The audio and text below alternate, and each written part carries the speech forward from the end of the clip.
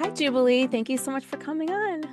Oh, thank you so much for having me. I'm so excited to have you on. I follow your content pretty regularly, and someone had sent me your wild maid of honor story. But before we get to that, I want you just to introduce yourself, talk about what you share on social media, all that good stuff, and then we'll get into your wild story. Yeah, I'm Jubilee Dawn. I share on TikTok and Instagram, and I have two podcasts, and I share a lot about religious deconstruction. So I talk a lot about purity culture, crazy youth pastor stories, and then also I've done many story times about the maid of honor situation. So Hey, I love it. yeah, all healing stuff.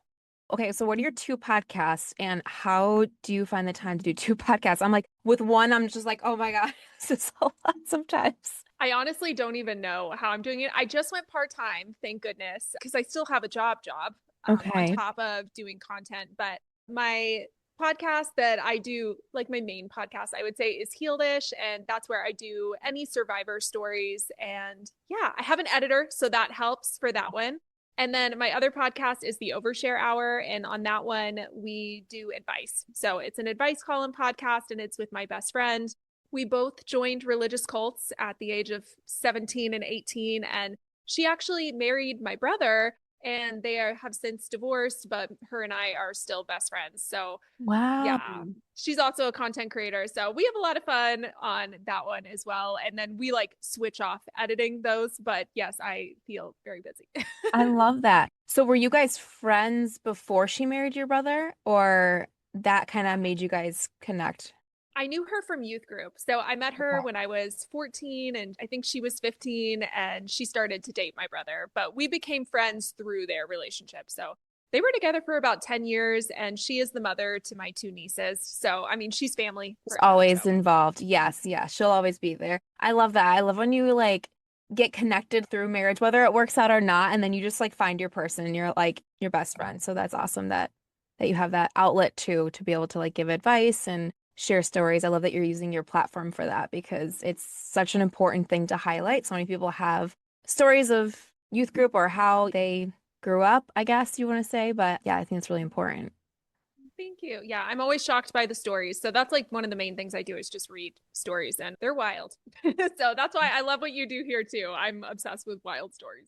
I don't feel like we can relate. It's funny because people will comment on these stories that I share on YouTube. And, of course, like there's no way to triple check, like if everything's 100% true, right? It's through the eyes of the person that sent it to me. But I'll get comments sometimes and people are like, there's no way this can be real. This sounds made up. And I'm like, maybe part is exaggerated. We don't really know. But the fact of the matter is these things happen. And if we don't allow people to share their stories, then it creates an unsafe space. So I feel like opening the doors up to be like, hey, this happened to me. And it allows other people to share their stories, to relate, or be like, wow, that was really weird because someone did that to me too. And now I can stand up for myself. And I think there's so much power in storytelling. No, absolutely. And I get comments like that too, where people will be like, there's no way these stories are real. And I'm like, well, go to the comments and see the five other people that said that the exact same thing happened in their church or wherever they grew up. I mean, no, it's real for sure. Yes. Crazy Yeah, things do happen. it's so wild. So jumping into wild stories, and this is like the first time I think I saw your content was when you were talking about your maid of honor conned you at your own wedding, which is just shocking in that sentence alone. So let's just dive in. What happened? And I'll probably just ask questions along the way because this is just shocking for many people to like comprehend. Yeah, I feel like a lot of questions that people have when I say that is, oh, she must have been someone new in your life. Because, sometimes you hit it off with somebody and you ask them to be in your Mhm. wedding after like a year. That was not the case. So I was actually close with her for 17 years. And 17. Wow. yeah, so we became best friends when I was 12 and she was 19, which is weird in hindsight, but at the time I just thought I was mature for my age. And basically, we're connected. I try to be vague because I just try to be vague about how I know Mhm. her. But Yes. Yeah. yeah, I knew her for 17 years. She was always my best friend. I am divorced. So I also got divorced because of a Walt Disney World burger. That's like another crazy story. Because of a Walt Disney burger? Yes, my ex, he was very abusive, and he Okay. got very mad when I shared a bite of my burger with my cousin at Disney World. And I didn't even give him the burger to bite. I took a fork and gave him a bite of it. And my ex said that that was disrespectful to him as the man at the table. It was so crazy. Was this the first red flag or the final red flag? The final red flag. And thankfully, I think it made me address the situation for the first time because family members witnessed it. And he ended up threatening to strand me in Florida. And it was like a huge fight in the middle of Disney World. Like those viral videos that you see of people fighting in Disney, it's like so cringy. That was absolutely the case. Oh my God. So yeah, after he was abusive after that, I finally ended up leaving. So this best friend, who I call Crystal, she was my maid of honor for that wedding as well. So I just really didn't think that there was anything I needed to be worried about with her. Obviously, after 17 years, you really think you know someone. But all of that to say, on the wedding day, there was a situation where her husband had said, I want to be the bartender for the wedding. He said, this will be our gift to you. I really want to bartend because he was like a very big drinker and he was always making drinks. And it was also going to be at a family member's house. So it's not like we were at a venue. It was at my grandma's house. Right. So as the night is going on, he had told me how much alcohol to buy. And it seemed like the right amount of alcohol. I mean, I bought a lot of wine, a lot of tequila, and it wasn't a huge wedding. It was maybe 80 people. So throughout the night, my maid of honor, Crystal, ended up coming up to me and she was like, hey, I'm so sorry, but we are running out of alcohol. There is no more alcohol left, and I can send my husband to go get some more. And I was like, oh, well, yeah, definitely. Like, go and do that. Thank you so much. I so appreciate that you guys are willing to go and do that because it was on New Year's Eve, too. I wasn't even sure what would be open, you know? So yeah, I told them that I would reimburse them for whatever they spent on this alcohol. So he came back, he had all of the alcohol, and it was great. I had a great time on the wedding day, and I didn't know that anything weird had happened. So the next day, we are at the airport on the way to our honeymoon, and I get this text from her. And she said, hey, I just wanted to let you know you owe us $373, I think it was. And that surprised me that it was that much because I knew I had bought so much alcohol for this wedding, but I was like, okay, sure. I don't know. What do you think about this? Like texting the day after the wedding? I feel like personally, I wouldn't have been like, that's hey, like send me the money. Yes, that's like their time. I feel like I wouldn't bother the couple right after the wedding. Right. I know. And I'm like very good about paying people back. So, I mean, I probably would have texted her on my own, but I think if it was just that, it wouldn't have mattered. But given everything I know, I feel like that was odd. So I ended up Venmoing her husband the money. We went on our honeymoon. It was great. And when I came back, I was working for a family business. And one of the things that my family had delegated to me was just to pay this family member who had dementia, pay their mortgage. So on top of that, I was also supposed to somewhat look at the credit card statements just to make sure the balance didn't get too high. I wasn't told to look through it or verify purchases or anything like that. They just said, make sure that it doesn't get too high to the credit limit. So I'm going through it and I noticed that the balance seemed kind of high that month. I was like, okay, well, let me look at what is on here. So as I'm looking over this family member's bill, I see that there was an alcohol charge on our wedding day for $373. And that is the exact amount that I had paid my maid of honor. And I was like, wait, that doesn't make any sense because I reimbursed her husband, but it looks like, I mean, there's like my family member with dementia, they do not drive. They did not go buy this alcohol themselves. Obviously, someone took their card. And people would often use this person's card to go pick up their groceries and stuff like that. So it would not be outside of the realm of possibility that Crystal or her husband would have known where the card was to find this card. Because there was just a lot of trust in these circles that people would do the right thing. Yeah, like here, take my card and get groceries or yeah, exactly. Because I mean, they were relying on people to take care of them and pay their bills. And we all kind of had our own responsibilities. So mine was the mortgage and that, but all sorts of people were helping with their care. So I was really confused about that. And I ended up going and speaking with another family member, the one who had tasked me with going through the sheet. And that is when he noticed he ended up going through their checkbook, the family members who has dementia's checkbook, and seeing that a check was written the day after the wedding for $500. And in the memo line, it said wedding alcohol. So there's another check. Another check Oh, no. for wedding alcohol. And I'm like, wait, what? Why would they have? And it was to my maid of honor's husband. It was Why? written directly to him. Yes. Yeah. Did they know, sorry if this is jumping the gun, but did they know, this couple, that you managed or like looked at this person's money? They didn't think you would ever see it.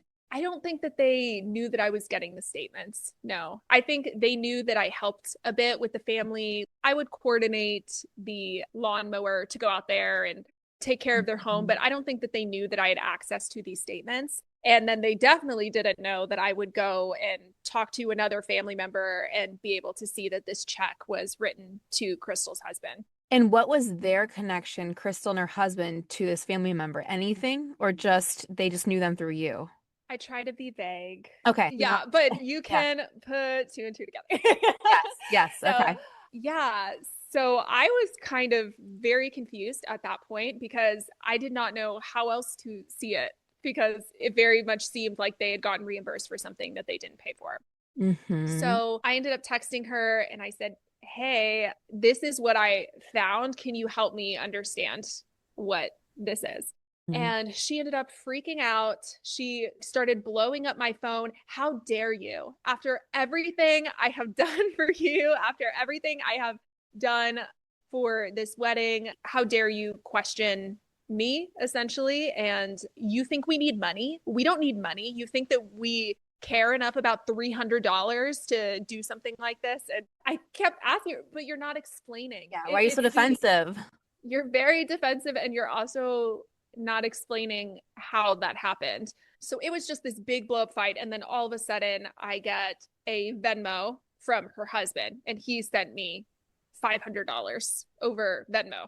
Oh, so he took it. Because if you're not guilty, you're not going to send it back. Which I'm like, I never even gave him the 500, but I think he was just trying to make a point. So he ended up sending it and was like, here's this money. How dare you? You're horrible. And he was just very mad that I would dare question them.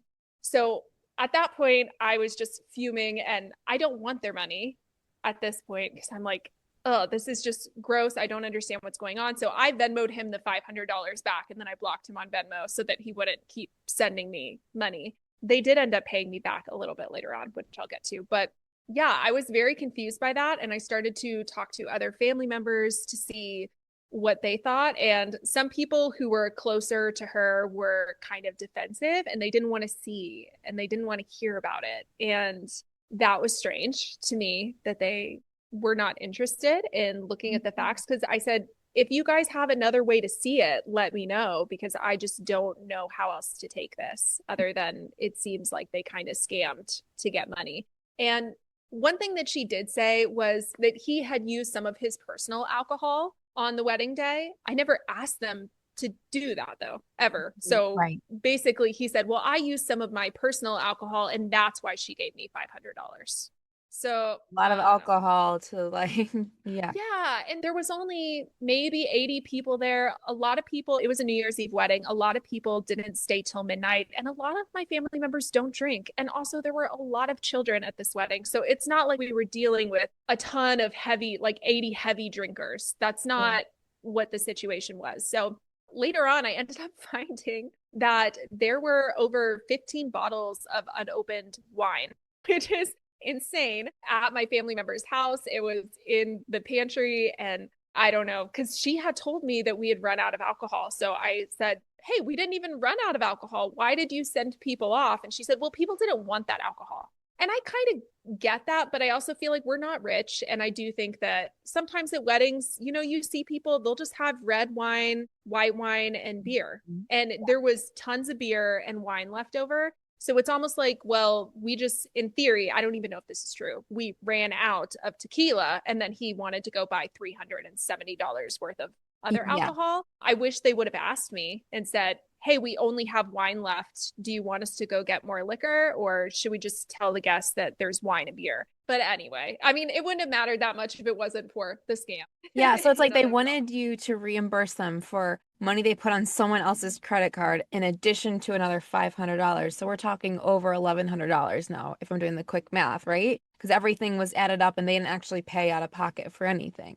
Yeah, exactly. They didn't pay out of pocket for anything. So this whole thing blew up. And then this is when things got really crazy. One of the family members who worked at the business who found the $500 payment, I was just in shock and reeling and didn't know how to handle this and was kind of just wondering. I mean, this is my best friend in theory, and this is my wedding day. I can't imagine that she would do this. And that is when he decided to let me in on the fact that this was not the first time that something like this had happened with Crystal. Oh. And it had gotten buried. So basically, there was a time where I was living in Atlanta with my ex, and I was not around the family during the time that this all blew up. But basically, Crystal had been living with this family member with dementia, and she had been taking care of her along with her husband, and they were living in the house. But my family members, they were very wealthy, so it's not like they were suffering. They're living in this giant mansion rent free and taking care of them, which really just meant, I don't know, bringing them takeout sometimes. It wasn't that hard of a job. And apparently, during a span of maybe 3 to 4 years, they had spent around $300,000 to $400,000 of my family members' money. I know it's absolute insanity. And okay, to this day, when I confronted Crystal about all of this, she says, well, they wanted me to spend it. They wanted me to spend this money. They told me to go buy whatever I wanted. And absolutely not. There's no way. But on top of that, she had drained every single one of their bank accounts. So my family member had a good amount of money. And I mean, Crystal absolutely knew what she was doing because she would take every account to zero. And then we have record that the checks were bouncing. And then she would switch to the next account and then to the next account. And during this time, she was going on extravagant trips. They were, going on cruises. They were going to DC, doing whale watching. He was getting new tires on his car. They even used my family member's card to pay around $7,000 in taxes to the IRS. Oh my God. I know. And the thing that I'm like, this is nail in the coffin. The same day that they put those taxes on the card, they also got a check for almost the exact same amount from the family member. So they got paid for it twice. And I guarantee what happened was Crystal went to this person and said, oh, we owe this money. I'm so stressed. Would you please pay it? And so not only did she kind of like manipulate somebody who has dementia, she ended up actually putting it on the card and then taking the check and making money off of that. Wild. Yeah, it was horrible. So the reason I didn't find out about this was there was a huge blow up where it caused a lot of drift in the family at the time. And when I was in Atlanta, I received this call from Crystal and she was crying. And I mean, this is my best friend, and you feel like you always want to have your best friends back. So she called me crying, saying, I'm being accused of stealing and I didn't do this. And they just see that a lot of money has been spent, but they don't realize that the reason that the credit card is so high is because I'm paying all of the bills. I'm paying the energy bill. I'm paying the mortgage. I'm doing all of this. This is why the bill seems so high, but nobody wants to listen to me. And they just want to misunderstand me. And she also said, and I did spend a little too much at Dillard's one day. She said, but you know how this family member is. They'll tell you to go get anything you want sometimes. And I just spent too much one day at the mall. But she had told me that I could. And honestly, that kind of tracked. My family member was like that. She was very giving. There would be times where before school would start, she would give me her card and say, I want you to go get at least $500 worth of school clothes, and she was just a very giving person. But that is very different than $300,000 to $400,000. Yeah, I can't even comprehend that. No, I'm like, that's an outrageous amount of money. And I mean, it was honestly just crazy spending. It was daily Starbucks. They had so many subscription, like Chewy boxes. They had clothing subscriptions getting mailed to them.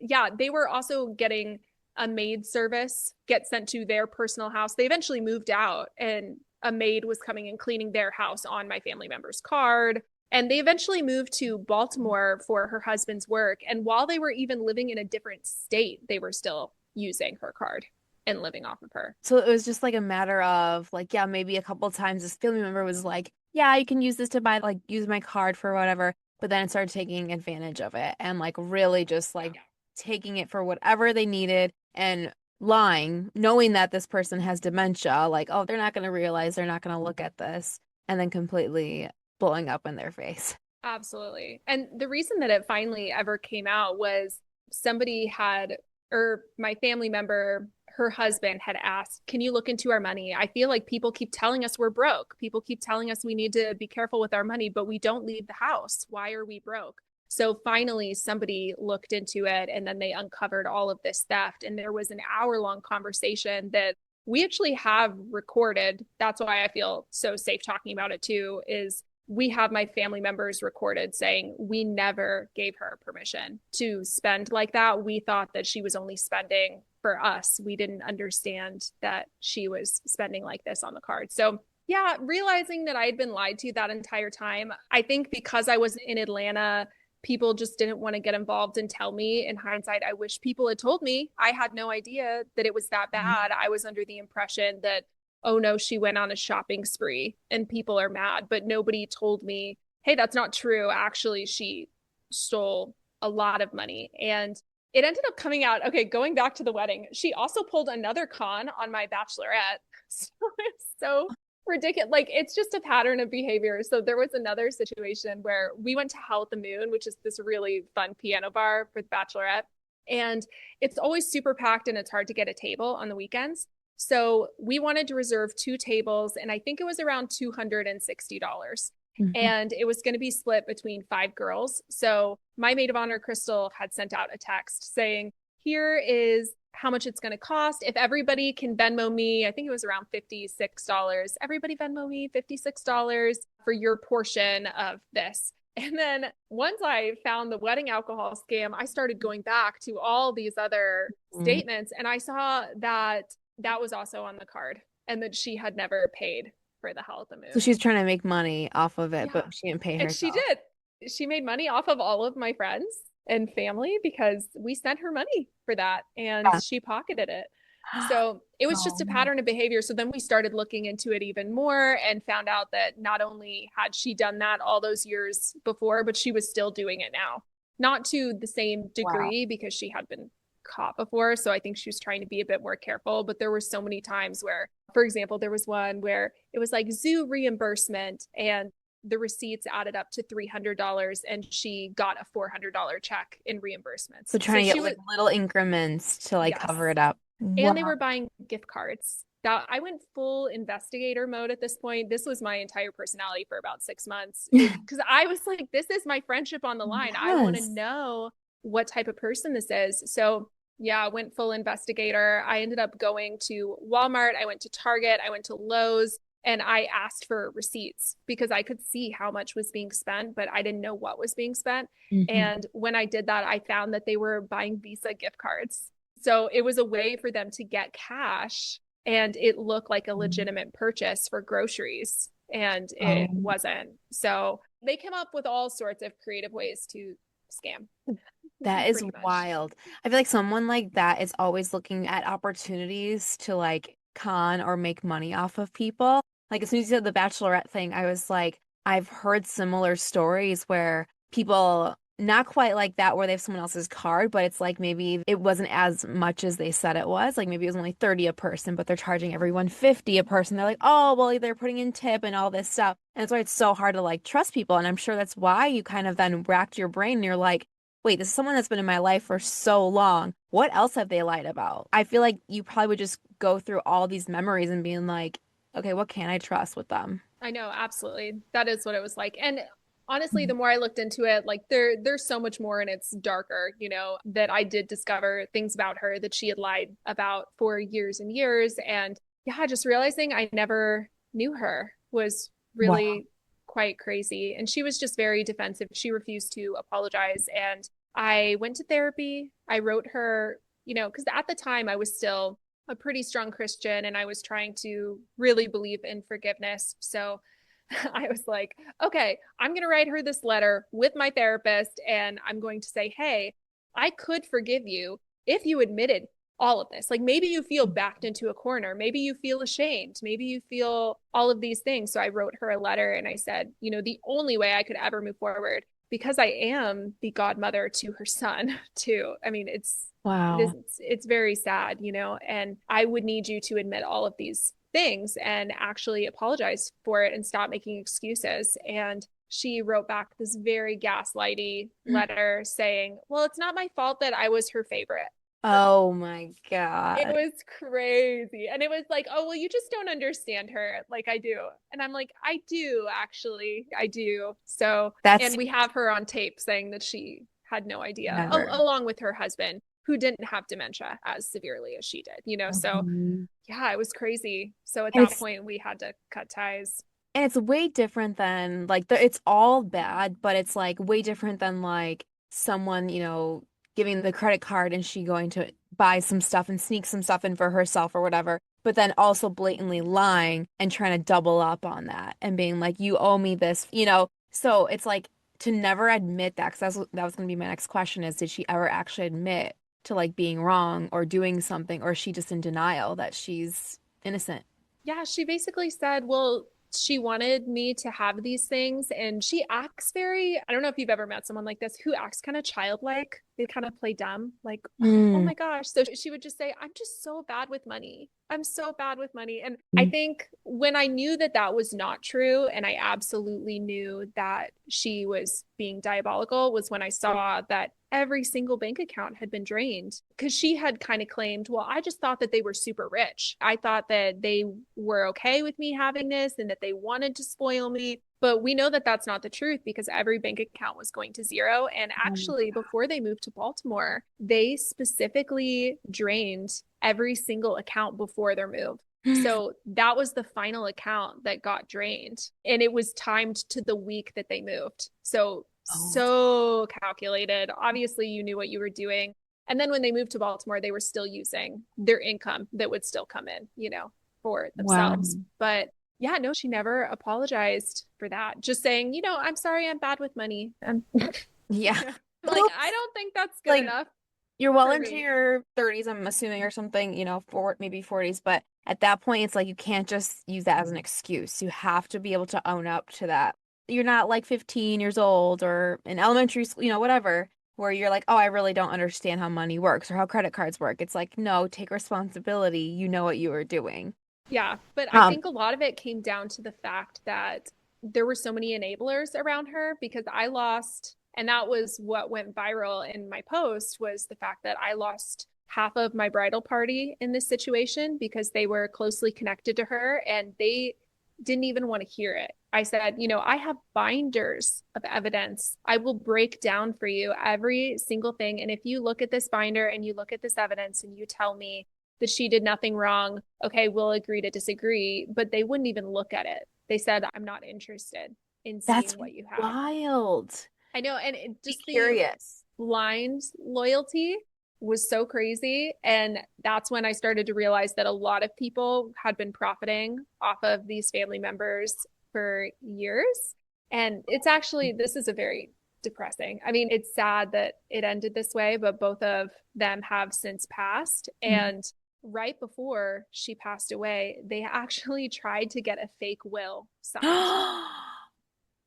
Oh Yeah, my gosh, they're ruthless. ruthless. And it was a collaborative effort. It wasn't just my maid of honor, Crystal. It was these other people who were in my bridal party. They all knew about it. And They're helping. yeah, I mean, yeah, it was crazy. And in this will, they had written an original will about 20 years ago, because they have businesses and it's a big deal, you know, and they had spent time with lawyers. This will was, oh my gosh, huge, super thick Mhm. will, very detailed. And these people and Crystal tried to go and find a will off of Google. Like it looked so fake and it was a couple pages long, and it gave them the house and it gave them, I think, an extra $500,000. And they had her sign it when she was so, at that They point, actually had her sign it. they did. They brought a notary to the house, like And were straight their up. lawyers like, no, this is BS. This isn't a real thing? Yeah. I mean, they did have a notary go out there and do all that, but they fought about that in court. The siblings, they fought about that in court and it got thrown out. The judge was like, that's not a legitimate will, especially when we know she had dementia and especially when we have a very legitimate thick will over here that they obviously put a lot of time into. Hmm. And for you to have them sign it, they really didn't fight to have their will verified either. They kind of realized, okay, we tried, it didn't work, nobody's buying it, and they Yeah. dropped it. But it just shows that so many people were willing to take advantage of these people. Uh-huh. And yeah, so that's how I lost half of my bridal party, including the person who married us, which was very sad. One of our Really? groomsmen actually performed the wedding because he was my best friend and we don't talk to him. So we have all of these wedding pictures and now half of these people I don't even talk to anymore.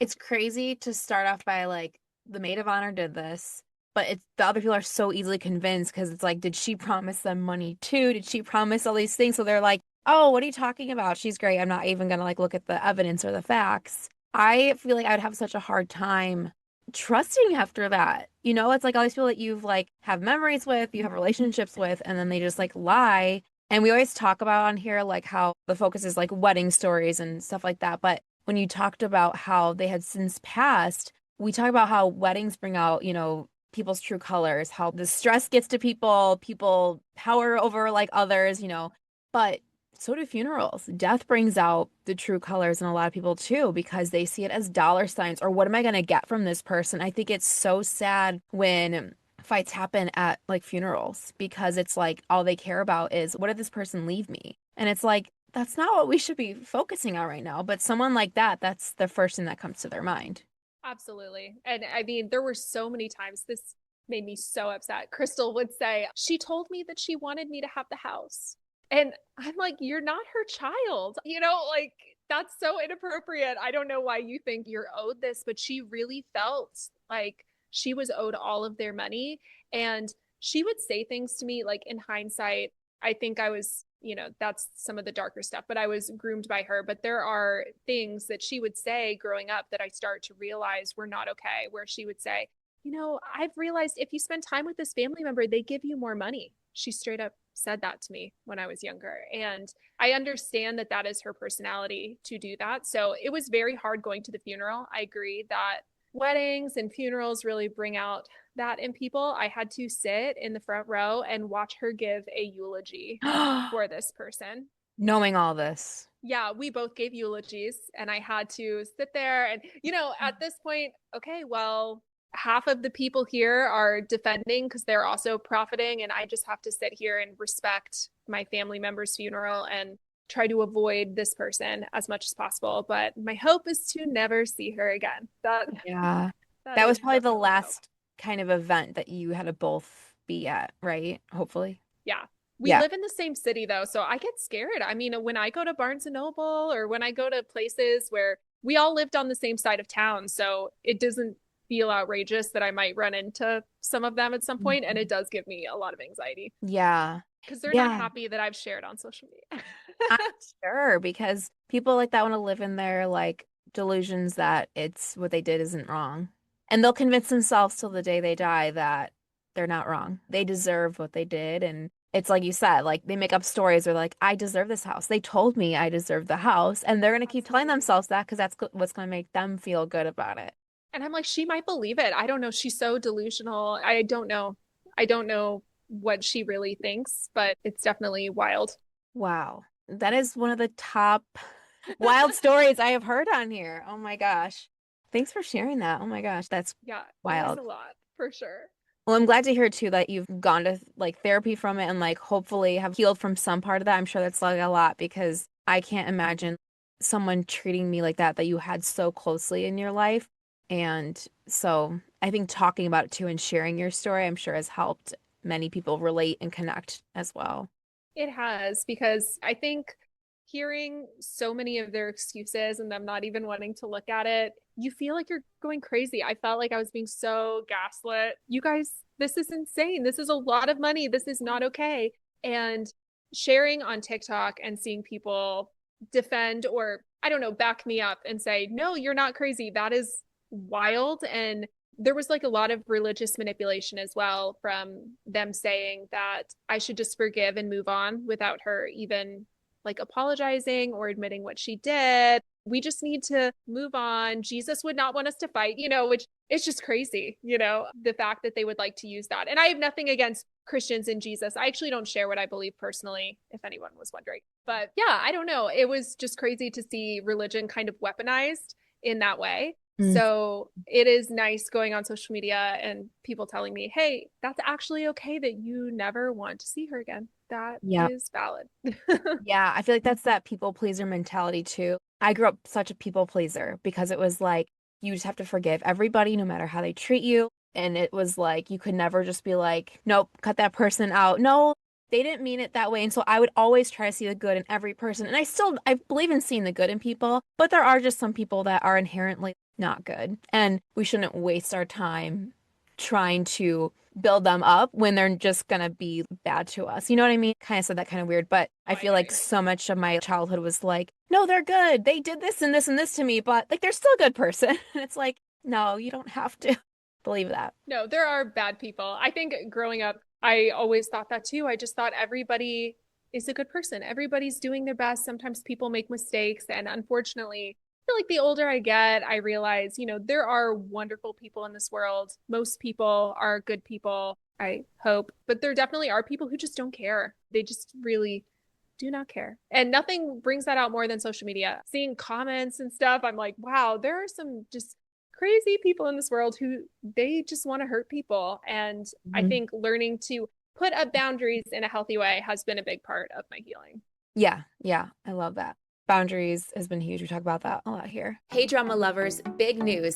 My book, Here Comes the Drama, A Ferris and Sloane Story, is officially out now. If you've been following their wild wedding saga online, this is the full story, packed with messy twists, sharp banter, family chaos, and all the heart you've come to love. And judging by your messages and posts, you're loving it too. Huge thanks to everyone who's already grabbed a copy early and shared it on social media. Your support means everything. If you haven't read it yet, now is the time. Head to KristaEnnis.com/book or click the link in the show notes. It's available in both print and ebook. Grab your copy before the spoilers start showing up in the comment sections because trust me, you'll want to experience every jaw-dropping moment for yourself.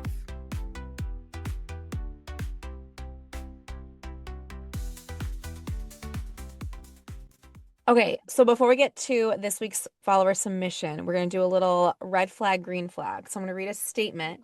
This is wedding party edition. And just say if it's a red flag or a green flag. Okay, ask if they can bring a +1 you've never met. Ooh, oh no, I'm going to be like a yellow flag. I think it depends on your relationship. I think if this was my best friend, I would probably say maybe we could have a game night in advance. That way you could meet them, especially if you feel like it's going to be a long-term relationship. But I guess in theory, a red flag. If you're just a casual family member or a distant friend, yeah, I don't think you should Yeah. bring us one. Yeah. Or Yeah. insist on it. And I feel like I've always heard too, like I agree with the relationship thing because you kind of know like how close you are with someone. I've always heard like not to ask for one. I remember being invited to weddings like young, like early 20s where like I wasn't dating anybody and I didn't get a +1. I would never would have been like, hey, can I bring a +1? And then other times Totally. I would be going to a wedding, not expecting one, I would get one. I was like, okay, I'll just ask a friend or something, so makes passive aggressive comments about the bachelorette cost. Ooh, red flag. Red flag. I think if you have issues with the cost or if you genuinely can't afford it, there are ways to have like healthy communication as far as like, hey, I'm actually broke. Can I pick some of these activities and not all of them unless somebody's willing to help with the cost? But passive aggressive comments, definitely a red flag. Yes, let's just communicate. Tries to change the vibe of the bachelorette weekend. Ooh, red flag. Yeah, I think you have to go with what the bride wants, whatever their vibe is. There was that guy who pulled the con with the wedding alcohol. He was at the Bachelorette. We did a joint one. And he ended up like doing this weird drinking game where he took a deck of cards and he would say, do you think it's going to be a red or a black card? And then we would do it. And he'd say, wrong, drink. It was so weird. We're not those kind of people. We're not like, take a shot kind of people. And he was trying to change the vibe and we were very uncomfortable. So red flag. You're like immediate red flag. Yeah. I was like, this game isn't even fun. Post wedding details before the couple does. Ooh, red flag. That is for the couple. Yeah, I just read a story where the bride's boss announced that the girl was engaged before the girl did and started inviting herself to the wedding. I was like, I can't wait to be there. Very presumptuous for like a coworker or boss to think that they're invited because I don't think I invited any of my coworkers to my wedding. I Mind did. you, I have my own office, so we don't work that closely. I probably would if we, I think it worked depends on closer. the job for sure because yeah, when I got married, my husband I think only invited one person from his work because he at the time was a general manager of a restaurant. He's like, we have way too many people. Some I never work with, some I work with different areas. So he like invited one, and then I worked in a small office where we were like all close knit, like family, and so I invited like 20 with their plus ones. But yeah, I think it really just depends on your job, and you should never Absolutely. feel like you are gonna automatically be invited to a coworker's wedding because it just depends on your relationship.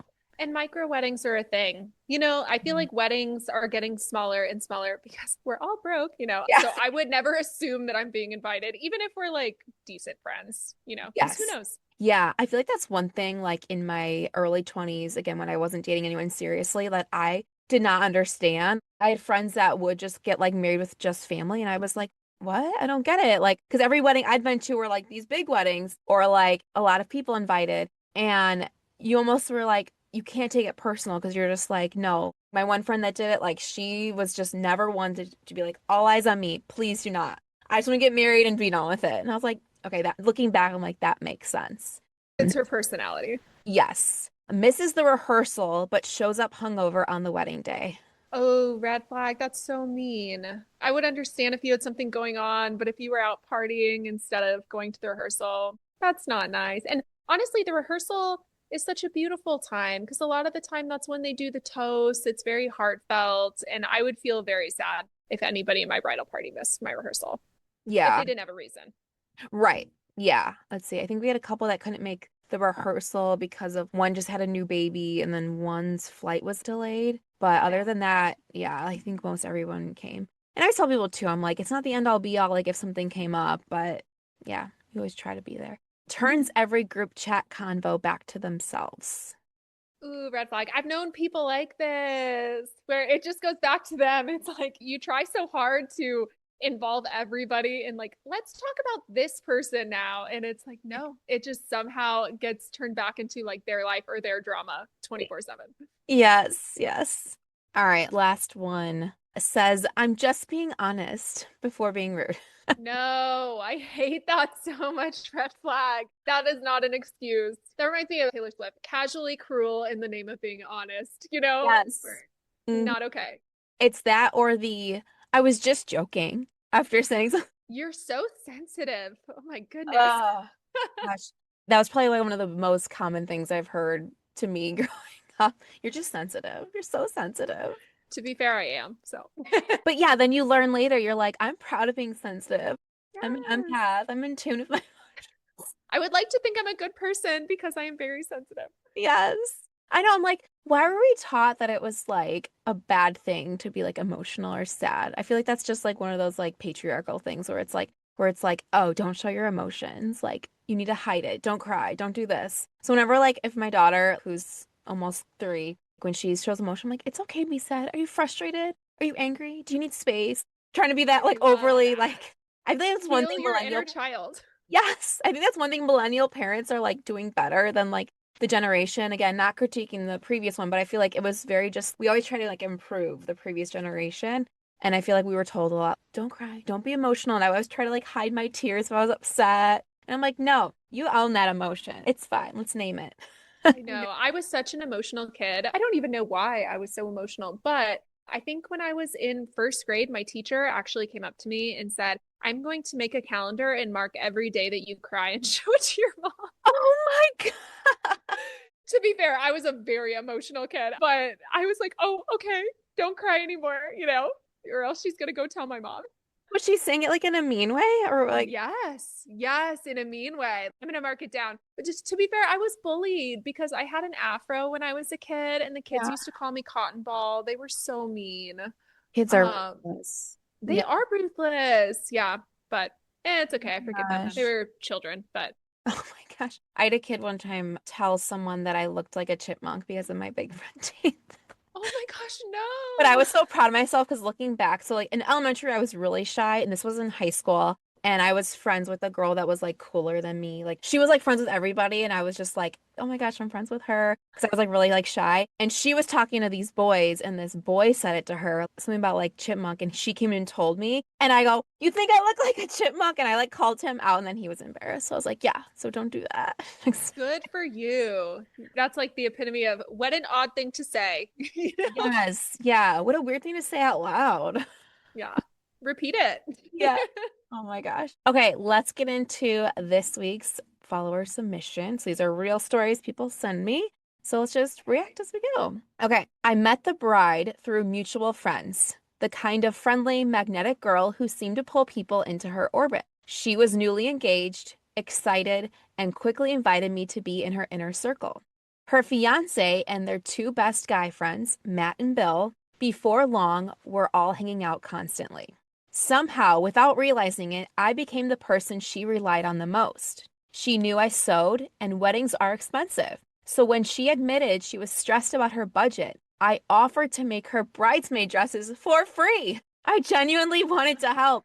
This is like the case of the people pleaser with like I don't know what you would call the other person, like the energy, like vampires. Sucker. Yes. Oh my gosh, that's so much work. I can't even imagine. I can't even imagine making one, let alone however many bridesmaids she had. And tailoring all of those to the bridesmaids. Wow. Yeah. Yeah. Oh my gosh. She must have brought it up a lot in front of this girl to be like, okay, I'll make them. I'll make all these dresses. Oh, you sew? Oh, well, I'm having the hardest time. You know? Yes. What am I gonna do? You know? Which I mean, hey, that's kind of how Crystal was. Crystal was the type of person where she would like going back to like the theft and everything.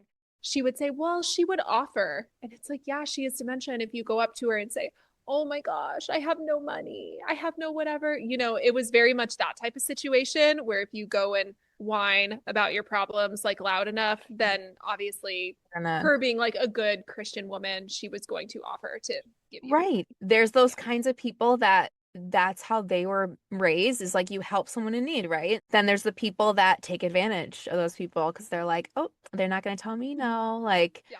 I'll have a convenient breakdown around the person who has something I want. uh-huh. Oh, yeah.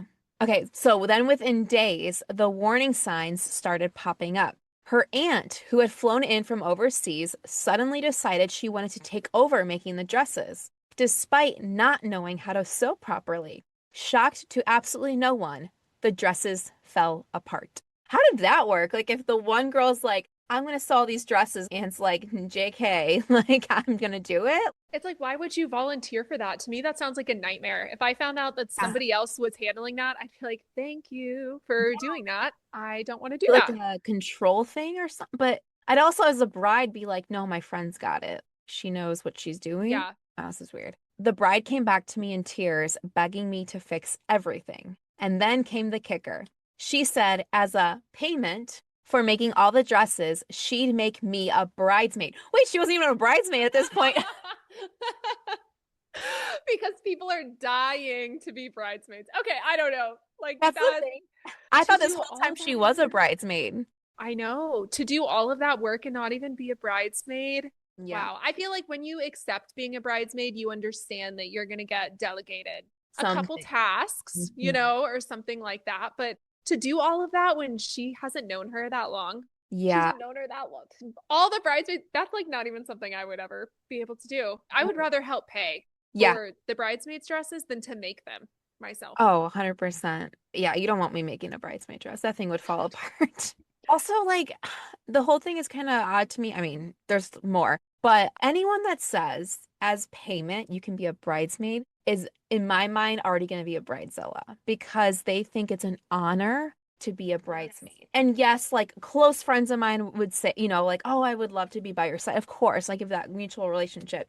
But if someone says it as like a gift, I'm doing you a favor to be a bridesmaid in my royal wedding. That just says red flag to me. Yeah, and it also implies that your relationship was not good enough in the first place for you to be a bridesmaid and you're getting this as payment. Like, I don't understand how that's supposed to feel good. Yeah, That feels bad to me. right. It's like you can't even pay her for the cost of the fabric she's getting, her time. I don't know. I told her that meant she'd have to pick only one of her guy friends to be a groomsman, which I thought wasn't fair. I don't know why that would be. But she shrugged and said, "Oh, that's fine. I never wanted Matt in the wedding anyway, so you have to say yes." I should have run then. God, I should have run. A few weeks later, she wouldn't stop complaining about not having a venue for her bridal shower. She knew my parents lived on a 1-acre property, and she dropped a hint after hint after hint until I was uncomfortable. I feel like I see a lot of similarities with the person that you know. I just feel like No, trying it to take advantage of is. somebody to get what they Oh, want. no, that's so uncomfortable. It sounds like she made her the bridesmaid so that she could get all this stuff from her, Hmm. honestly.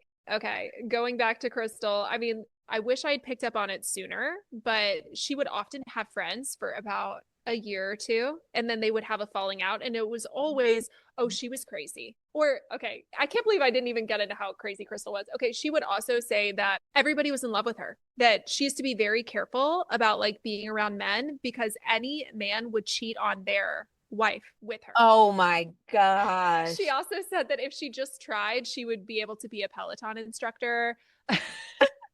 And then she was like, I would I'll be a try out little for, as Delulu as Crystal.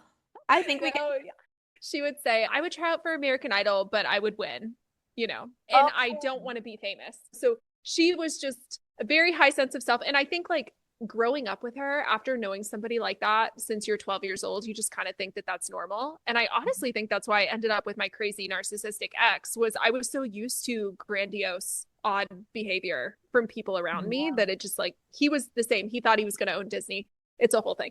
It's All like of that to say, your like burger. these people, oh my gosh, they know how to get their way, you know? Yeah, and it's like it's that same kind of mentality of she sees her as weak over here. If I can make her a bridesmaid, make her feel included, she'll give me all the things I want for my day. And just seeing her as a dollar sign or seeing her as an opportunity. And you see that with like weddings and just friendships in general, I've seen where it's like they use you for what they need you for, and then they move along to the next person. And what you said too about Crystal saying like all these friendships, oh, they were crazy. Same goes for like if you ever meet a guy and all their exes were crazy, probably not the exes.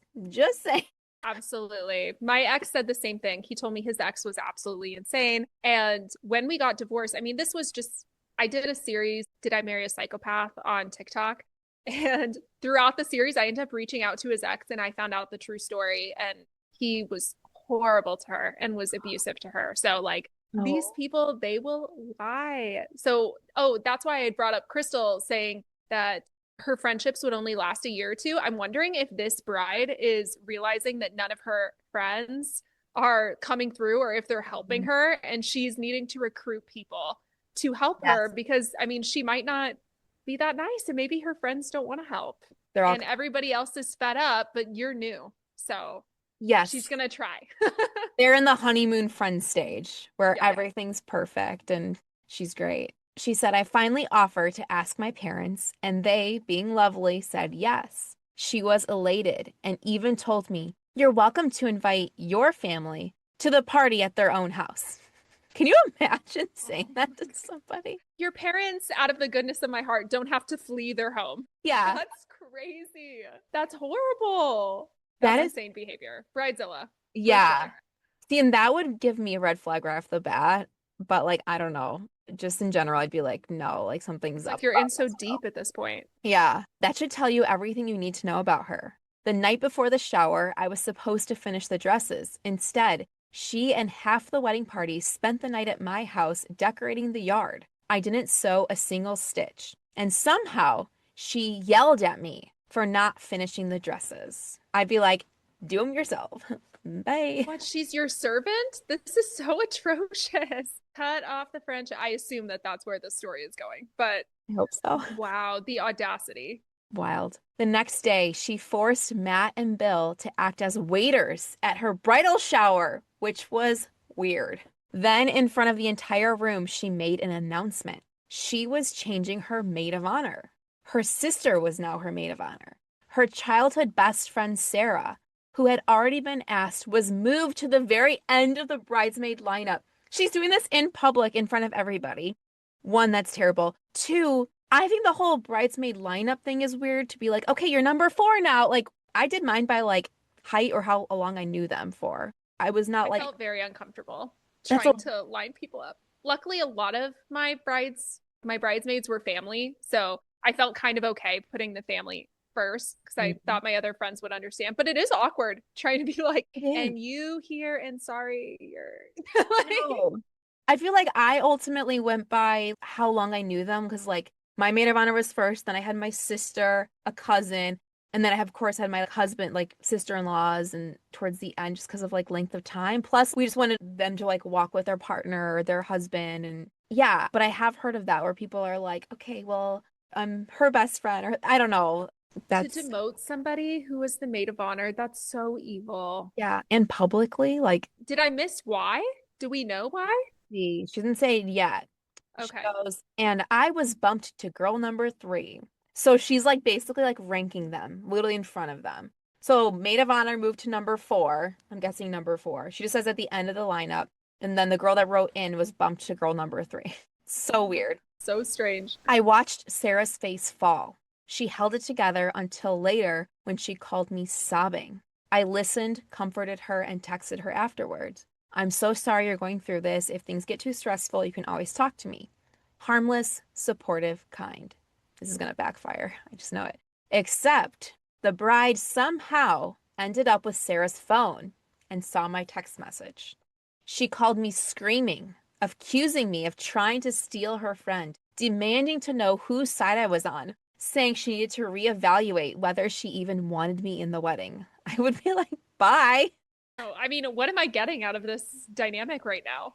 Yeah, Like nothing at this point. This is so toxic. this feels like a This is some dystopian Regina wedding. George stuff. Yeah. Yes. Oh my gosh. Totally. I was like, this does sound familiar. It's Regina George. It's like, I'm always on your left. Well, now you're on my last nerve. Whatever. It's like the calls, the three-way calls where you're trying to trick each other. That is so toxic. Oh my God. We should have changed the names to like mean girl names. Perfect. It really is. Oh my gosh. That's wild. Unfortunately for me, she decided to keep me. And even more unfortunately, I said yes.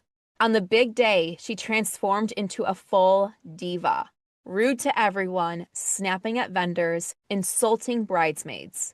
So this girl knew how to turn on the switch of like, I'm so fun, I'm your new friend, let's Yeah. hang out, I'm awesome. And then I feel like people like that can just Yeah. flip. I'm like transformed into a diva. I feel like she's been a diva, but I Yeah. guess just turned up a Like, ton. didn't hide it anymore or even Yeah. try to. Oh my gosh, this groom. Can you imagine being married to this woman? I can't. Oh, I always wonder because I feel like we don't hear about the grooms a lot in these stories unless it's like focused on them. So I either take the back seat, like they're really quiet or just like whatever, they're doing their thing, or I wonder if they're just as terrible and they're just like part of it. But I don't know. Maybe. Her mother then informed us that we had to pay for our own hair and makeup, even though I had made all the dresses for free.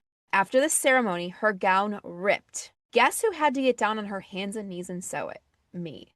She didn't There, make the wedding dress, right? right? No, as far as I Oh my know. gosh. And like, I get having like most weddings I've been a part of, there's hair and makeup there, and if you want it done, you pay for it. Yeah, But I same feel here. like as the bride, if I knew my maid of honor or like a bridesmaid made all the dresses, I'd be like, let me pay for this. How can I pay you? But it sounds like this woman just treats her as like a servant. Her sisters-in-law yelled at me to hurry up because I was holding up the reception. It's not her fault. The dress ripped. Holy Be cow. like, fine, go out there. Have fun. Yeah. Go do it. Yeah. If you can do it faster, you go ahead. Like, my God. By the time evening fell, Sarah and I ended up locked in the bridal room crying. In her speech, the bride didn't mention Sarah at all, and all she said about me was she made the bridesmaid dresses. I don't know why the bridesmaids are in this speech or what the speech is, but Yeah. interesting. After the wedding, the invites to hang out with the group became fewer, then non-existent. One night, I literally ran into all of them out together without me.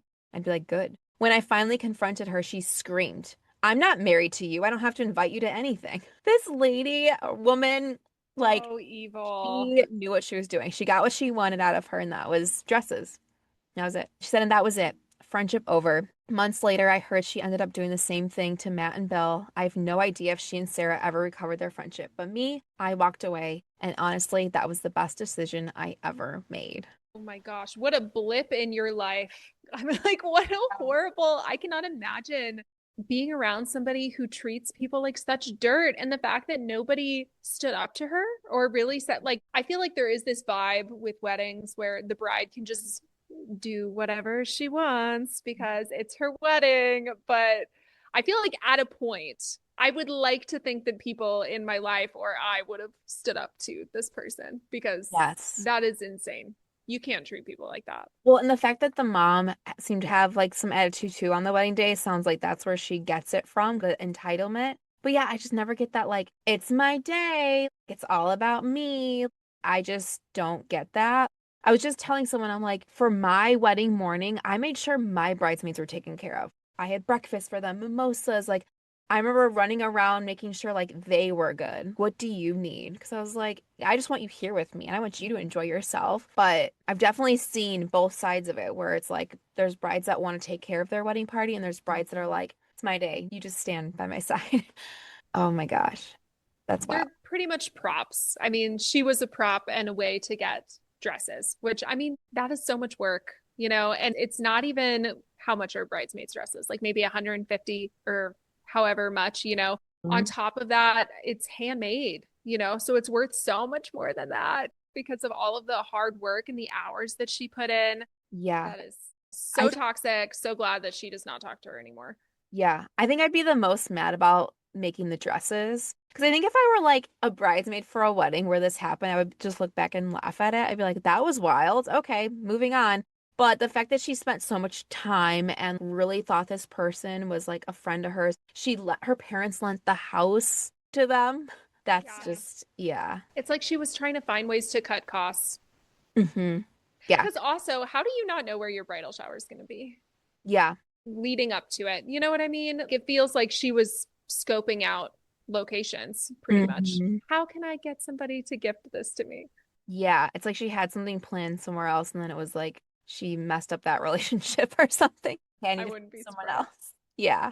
I feel like this happens so often though, where friendships don't make it past the wedding or friendships just fizzle out. Yeah, so I was in that religious cult. It was not just Christianity, it was called Bethel School of Supernatural Ministry. It was super weird. People Okay. thought they could raise people from the dead, and it was like prophecy. It was insanity. But I met a girl there, and she invited me to be in her wedding. And it was like, I hadn't seen her in person in over a year. We had gone back to our home states. We were not close. We would talk once every 4 months. I mean, we were not close, but I really feel like she just needed somebody else on her Mhm. side. So I literally flew to Utah and I went and I was in her wedding. And during that time, I ended up getting engaged to my ex. And I felt like I had to ask her to be in mine because I was in hers. But I didn't view her as a friend, but I was in her wedding and we were engaged at the same time. So it kind of felt like, well, I can't be her bridesmaid and she not be in my wedding.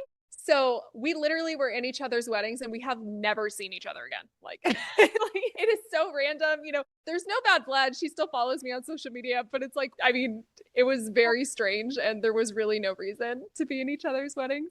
That is so funny. That is really like common, I feel like, where if like you're in someone's wedding, you feel like you have to ask them to be in yours. My husband and I had those talks before getting married because we were like considered the wedding couple for so long because we were both in so many weddings. I think we were each in like 10 weddings or something. And we both had that discussion about like, okay, should we have this person because we were in their wedding and vice versa. And at the end of the day, I was just like, I'm gonna have who I want on my side. But again, like I think if I would have gotten married like in my early 20s or something, I think it would have been way different. I think I would have been like, yes, yes, include everybody, have this person. Or if he's having his friend, I should probably have his like wife or girlfriend in it or partner. But at the end of the day, it's just like, no, people No. understand. But yeah, it's awkward when you feel like obligated to like have someone in your wedding that you're not that close with. I've definitely feel like I've been asked to be in weddings where, and I've said yes, and I'm like, oh, I just asked Totally. because of something, and then I'm like, I don't know, maybe I shouldn't have said yes, but I don't know. It I love being a happens. part of weddings. I find stuff to do. I'm very handy. I always offer to help, and so I feel like that's seen, you Yeah. know? I'm like, I'm a good bridesmaid. I'm a good one. You know, I put in Yes. work. So, I mean, yeah, I get that for Yeah, sure. for sure. Awesome. Well, that was a wild story. I always like to end these with confessions that people send me on Instagram. So I'll just read a couple of those and then we go. Okay. These are our biggest wedding regrets. people sent to me. Okay, our photographer. He had a digital camera, but acted like he only had film. Took forever to get pictures, and he missed so many we wanted because he took forever to set up. Each shot ended up, oh, he would take forever for a shot and ended up taking only one photo each time. So frustrating. I say it time and time again, your photographer is like one of the most important vendors. If you have a bad photographer, it could ruin it. I know. I'm like, to me, that is one of the most important things. I'm so thankful. I had a friend who I had done photo shoots with out in Atlanta, and I actually flew her out and she gave us such a deal on it. But she's a wedding photographer. So thankfully, she was incredible. But it's like once you find a good photographer, stick with them. Just Yes. keep using them, you know?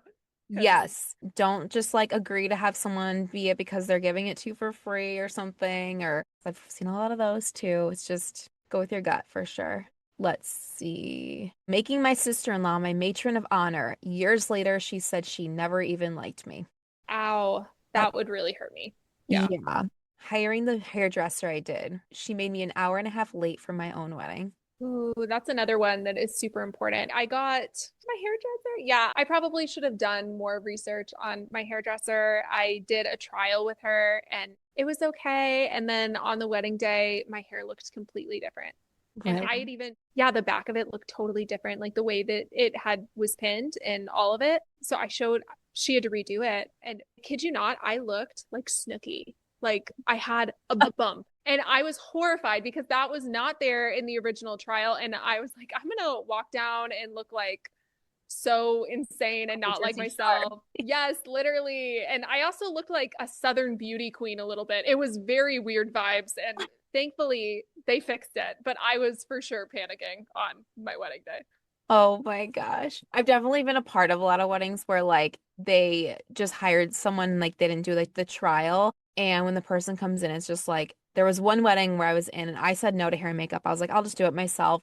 And I was glad I did because everyone ended up washing off their makeup because it was like someone that had like hardly any experience and like everyone's hair kept falling off and their eyelashes were falling off. And I had just done them myself. And I'm no professional. I'm like not great at makeup, but I just like, I don't know. I just was like, I don't want to spend a lot of money. And everyone's like, eyelashes were falling off. It was not making it to the wedding at all. So it's hard. Oh, Sometimes you don't that's know what you're horrible. going to get until wedding day.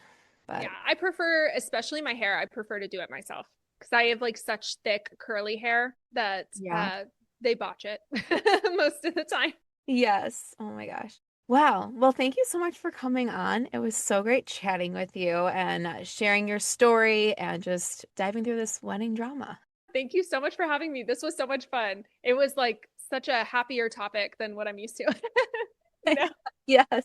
Well, for everyone listening, can you again share where they can find more of your content, anything fun you're working on, and anything else that's coming up? Yeah, I am at Jubilee Dawns on TikTok and on Instagram. I also have a YouTube, and my two podcasts are Healedish and The Overshare Hour. Awesome. Well, thanks again for coming on. All right, thank you.